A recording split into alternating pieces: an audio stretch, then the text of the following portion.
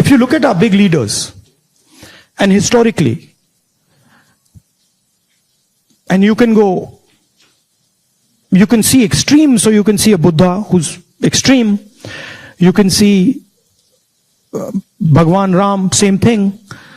You can see Mahatma Gandhi. The basic idea is the destruction of the identity. The basic idea is the destruction. No. The basic idea is the destruction of the self, right? And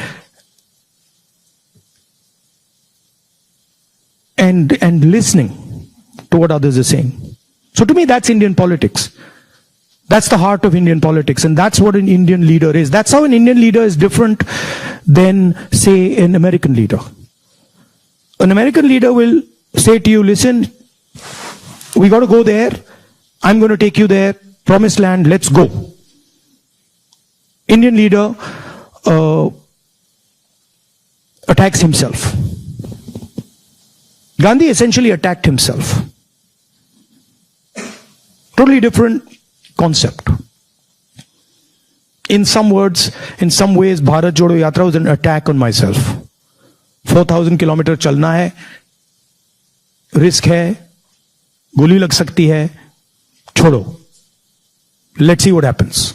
So then that generates a completely different way of thinking and a completely different relationship with people. You know? Idea of Shiva, basically. When they say Shiva is the destroyer, what is he destroying? Himself. That's the idea. Right? He's destroying his ego, he's destroying his structure, he's destroying his beliefs. So Indian political thought, Indian political action is all going inwards. But I mean, I think we might be getting too philosophical. No. So a good scientist is also that. I agree. Or a good engineer is that. Good yogi is that. In fact, if you're good at pretty much anything, you are destroying yourself in some way.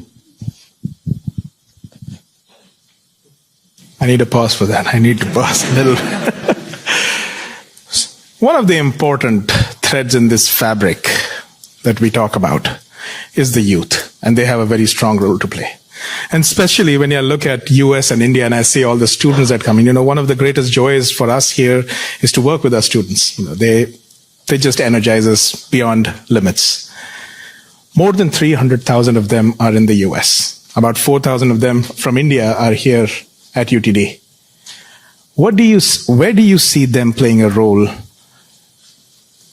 in the large scheme of things that India is poised towards? These ambassadors who are sitting here, and of course there are some who have come before and are doing great things here in the US.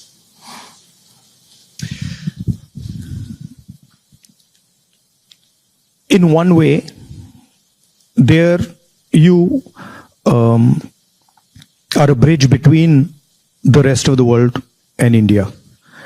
So you have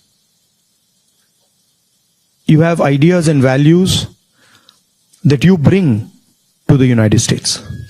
And often those ideas and values might not be understood so easily in the United States.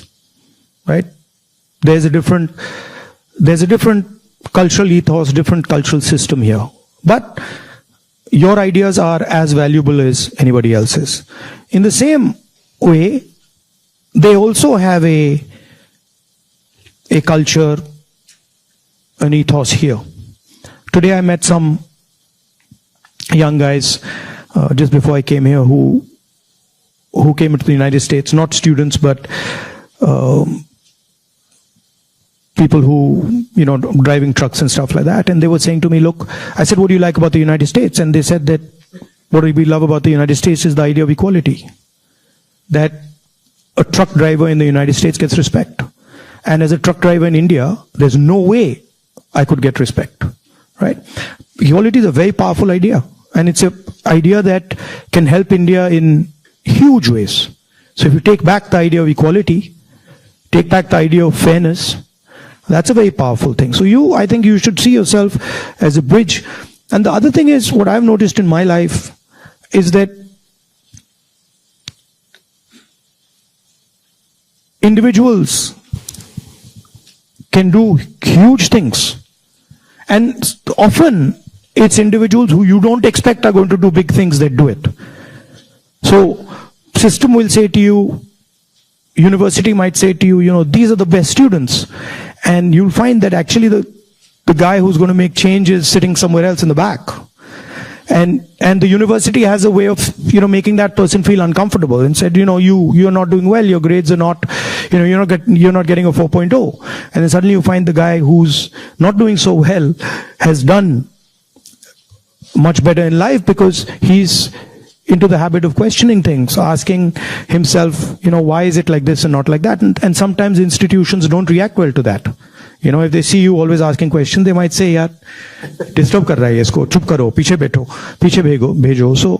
So that idea of questioning, that idea of resistance, that idea of being a little disruptive, disturbing a little bit, this is a very powerful idea. I use it in my work also. The idea of creating a disturbance. Bharat Jodo Yatra was a disturbance. Politics is going on like this, let's disturb it. We don't like the way it's going on. We want to do it like this.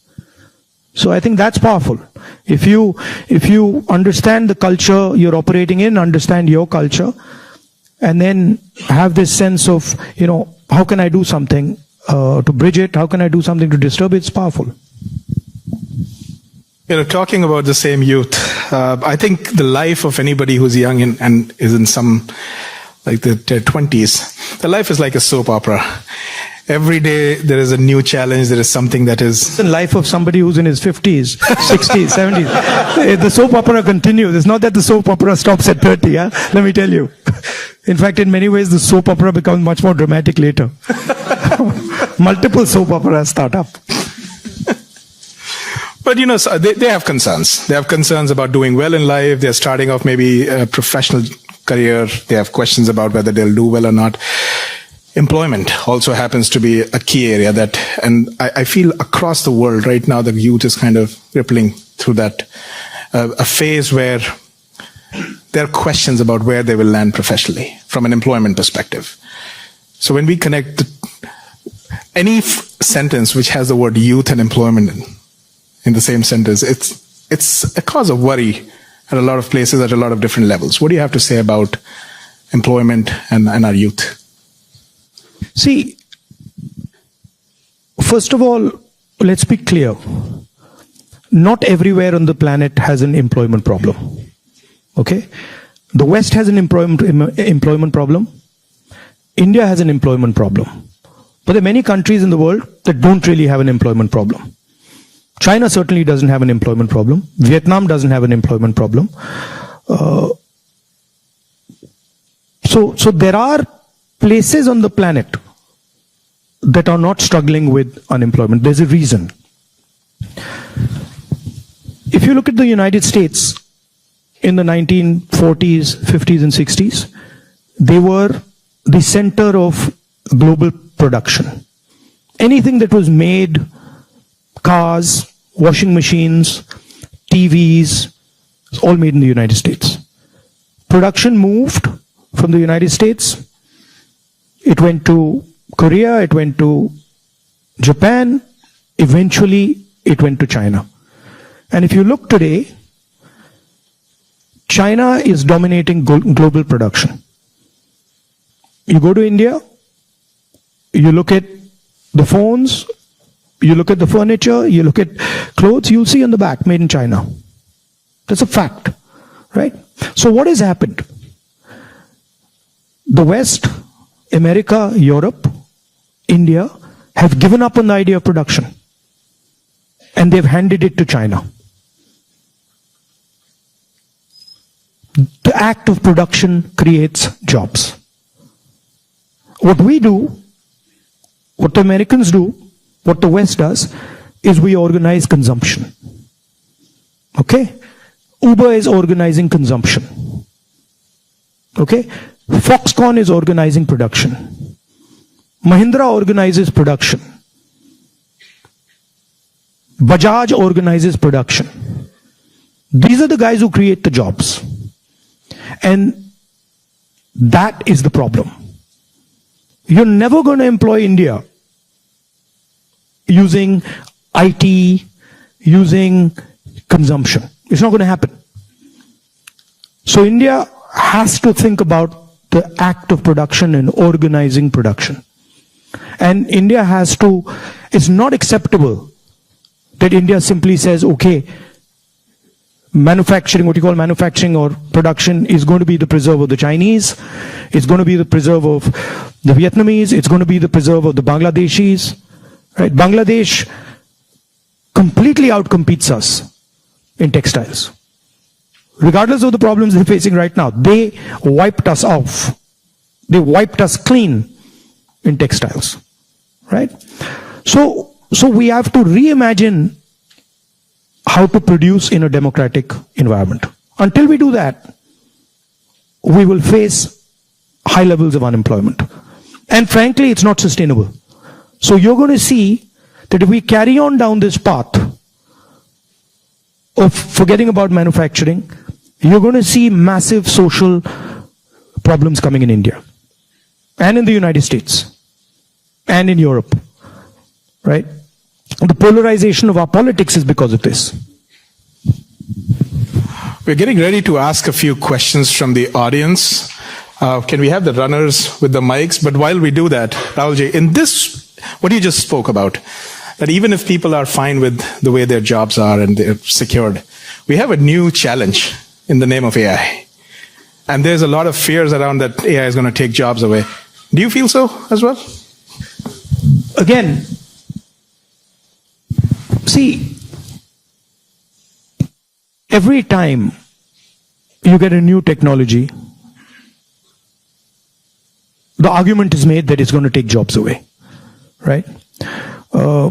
When computers first came, it's going to take jobs away. When calculators first came, it's going to take jobs away. ATMs came, it's going to take jobs away. Okay, this is a fact. Now, what happens is, it does take jobs away from some people and then transfers them to other people, right? So, I'm not of the view that jobs will vanish, but different type of jobs will be created and different types of systems will benefit more or less, right? I think, for example, the IT industry in India is going to have a real big, serious problem because of AI. But I don't really think a Bajaj making scooters is going to have such a big problem, right? So it's going to hit different people differently. It's going to take away some jobs. It's going to add some jobs. And if you're positioned properly, it's an opportunity. And if you're positioned badly, you're in trouble. I mean, I remember Mr. Vajpayee gave a speech that Indians don't need computers, right? And somebody else gave a speech that Indians don't need English. Computers created millions of jobs in India. It's a fact. So it depends. It depends how flexible you are and how well you're looking at the future. Stay ahead with our cutting-edge news app. Instantly access the latest shorts in just 1 minute and breaking news in just 50 words. Download now for a smarter, faster news experience.